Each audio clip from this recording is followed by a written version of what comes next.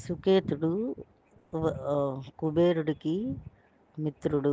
ఆయన దగ్గర ఉద్యోగం చేసేవాడు. ఈయన సుకేతుడు తపస్సు చేశాడు. తపస్సు చేసినప్పుడు బ్రహ్మగారు ప్రత్యక్షమై ఏం కావాలని కోరితే నాకు ఒక పుత్రుడు కావాలని కోరుకున్నాడు. నీకు పుత్ర సంతానం లేదు, అమ్మాయిని ఇస్తానని చెప్పి ఒక అమ్మాయిని ఇచ్చాడు. ఆ అమ్మాయికి 1000 ఏనుగులు బలం ఇస్తున్నానని చెప్పాడు బ్రహ్మగారు. అప్పుడు ఆ బిడ్డకి తాటక అని పేరు పెట్టాడు. ఈ తాటక జంబాసురుడి కొడుకు సుందుణ్ణి ప్రేమించింది. ఆ సుందుణ్ణి పెళ్లి చేసుకుంది. మారీచుడు అనే కొడుకు పుట్టాడు. ఈ సుందుడు తాటక మొగుడు సుందుడు అగస్త్య మహర్షి తపస్సు చేసుకుంటే అక్కడికి వెళ్ళి ఇష్టం వచ్చినట్టు మాట్లాడి మిమ్మల్ని చంపేయాలి అని మాట్లాడి ముక్కు పుచ్చుకుని ఊపుతున్నాడు గట్టిగా. అప్పుడు అగస్త్య మహర్షి కళ్ళు తెరిచి కోపంగా అన్నాడు. అంతే, సుందుడు భస్మం అయిపోయాడు.